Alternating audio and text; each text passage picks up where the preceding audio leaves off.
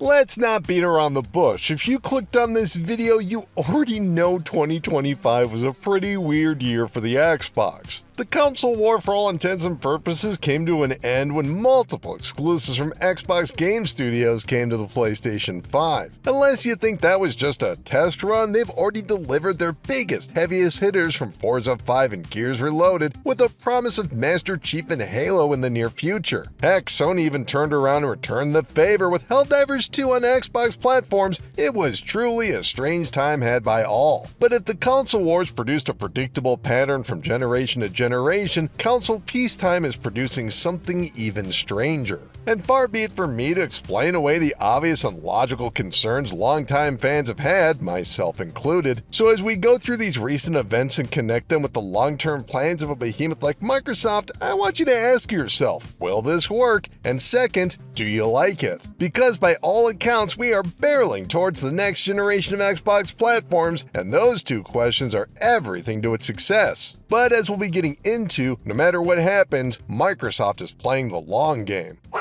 What do you say we kick things off with the biggest surprise? Xbox has finally launched their first handheld years after the portable wars between Sony and Nintendo ended. And while early impressions of the Rogue Xbox Ally X were skeptical of the familiar software and shell casing, especially with the $1,000 price tag, today, a few months from launch, there's plenty of true believers putting their Steam Decks to the side. So what changed? Well, for all of its Xbox branding, it's just a really powerful Windows handheld. Sure, you could always install Steam onto your Rogue Xbox Ally X, but the Microsoft stores integrate these portables right alongside their consoles and PC selections, with extra notes emphasizing their state of compatibility, although even the lesser optimized games can reach 60 frames per second with some tweaks to settings. Alright, that's all good, but are people actually buying them? That's yet to be known, because as hard as they initially sold out, as difficult as it was to track down a unit for a couple of months, that certainly isn't a problem right now. Look up your standard electronics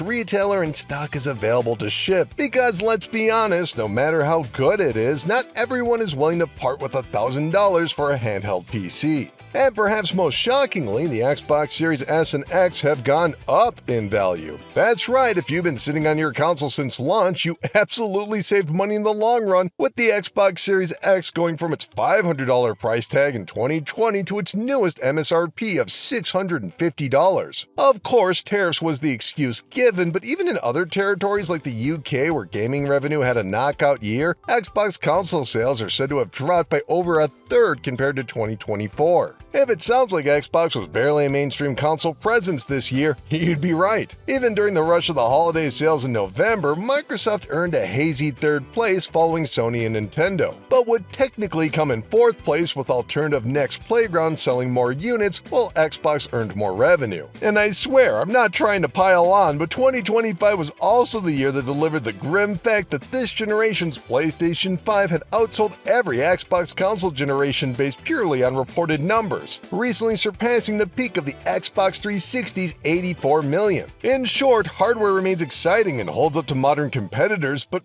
man, it's getting expensive and it sure doesn't look like people are buying. Which is why it's so surprising to say that the game's delivered. And yes, we'll get to the eye-watering price hike, but Game Pass might have had its single best year in 2025. The monthly refresh of new games had such depth that it embraced equal parts Game of the Year award winners and underrated gems that have the quality to garner long-term appreciation. Case in point is Keeper from Double Fine, a studio that's always brimming with imagination, and even under their new owners at Microsoft, they still deliver their signature offbeat scenarios. This time you play as a lighthouse, obviously. Or how about South of Midnight? Not exactly a traditional third-person game, more of a theme park ride that delves surprisingly deep into American culture on a historic level. That one won for Games for Impact at the Game Awards, and surprise, it too is a console exclusive until South of Midnight arrives on the PlayStation 5 and Switch 2 sometime this year. And then there was Avowed, which I've heard more of a mixed reaction on, but if you're a fan of that Obsidian RPG flexibility, it fits like an old gauntlet. And just like the previous two, if you don't have a Windows PC, you need an Xbox, as this remains a Microsoft console exclusive.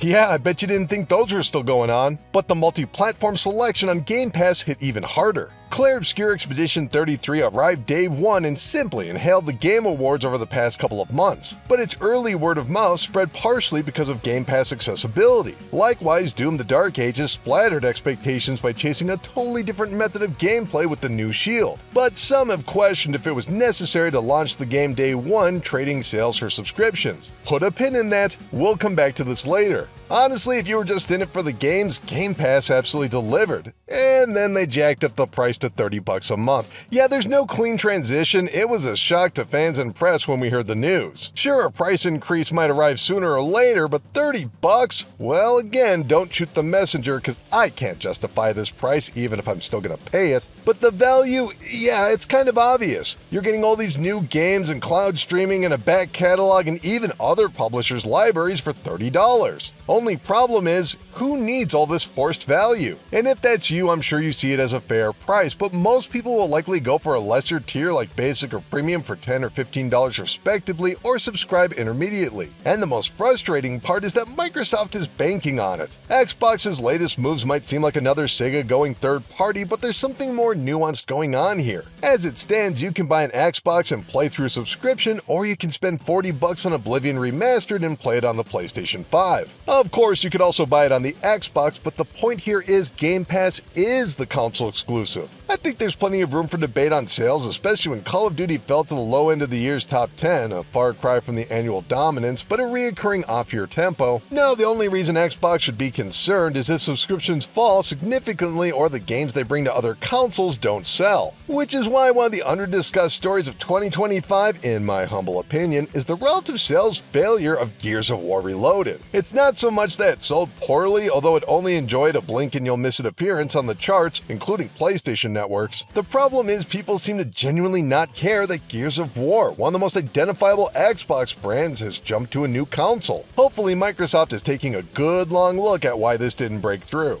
But before we move on to 2026, we cannot overlook one of the biggest blunders in video game development history and the disaster that was Perfect Dark and in-house studio The Initiative. As we were discussing with Double Fine's Keeper, Microsoft is more than happy to throw money at a promising concept and let developers work with little creative interference. Or at least that's the story. And you know, it's easy to believe when Microsoft spends a mystery sum to develop a quadruple A project, but several years on from those promising rumors, the project is dead and the studio is shuttered. The same axe fell to Project Blackbird, a long-in-development MMO whose cancellation hurt internal morale so much the co-founder of ZeniMax itself walked away, citing it as a deciding factor. And furthermore, he expressed concern for his colleagues. Yeesh. Rare's Everwild and Avalanche's Contraband also saw a sudden and complete stop in development. Of course, numerous layoffs were delivered across multiple studios, separating longtime colleagues to improve the bottom line. Again, this was a cold and calculated move because following this decision, the Microsoft stock blew past $500 a share, shattering their all-time highs multiple times in 2025.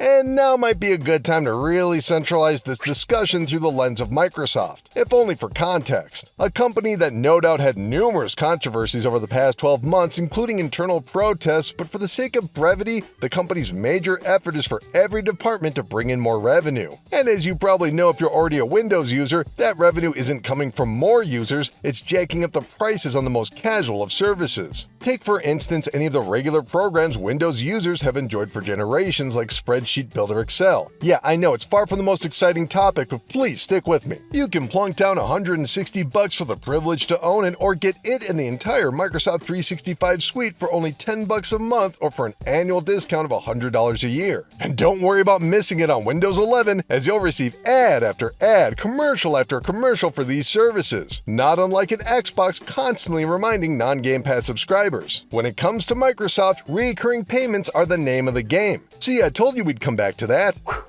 So what will 2026 bring? Well, that's a bit up in the air. As you've probably already heard, Xbox is committed to another console generation in partnership with AMD. And if rumors are to be believed, the original plans were for some time in late 2026, and by all means it could happen, but with RAM prices going crazy, that might be postponed for a later time.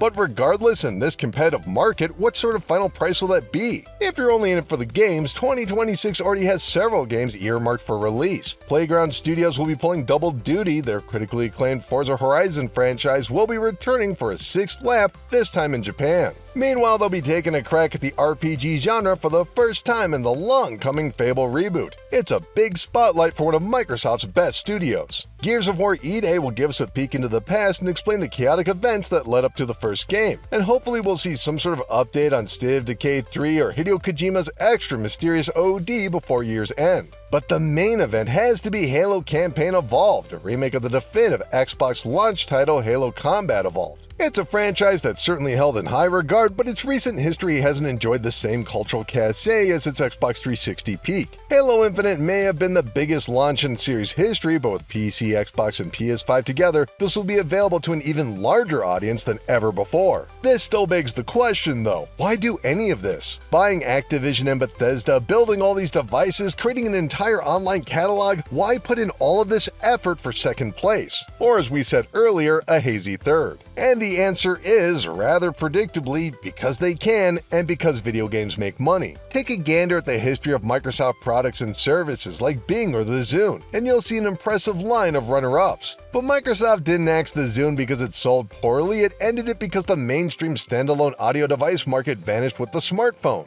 It's that same logic that's keeping Bing around, although to its credit, it's slowly climbing up the single-digit percentile in the search engine market. And like all Microsoft products, it's waiting for the right time to strike when their competitors falter to avoid any monopoly accusations. Because at the end of the day, Microsoft is a technology company with a strong network of partnerships that all but assure robust financial backing. Because of this, so long as their products exist within an ecosystem with the popular favorite, they'll spend money to create a competitor and utilize their other departments. For example, remember in 2025 when Xbox advertised their cloud streaming services with their "This is an Xbox" ad campaign? Yeah, the quiet part of that sentence is that nearly everything from your phone to a built-in service and new TVs and any number of devices can give you access to Game Pass. And Sony and Nintendo hardware? They won't. Maybe the console war isn't over after all. But anyway, that's just my take. How about a chat back in the comments about our initial question? Do you think it'll work and do you like it? And if you own or plan to own an Xbox in the near future, keep clicking around here at GameRant.com and I'll see you in the next video. Thanks everybody.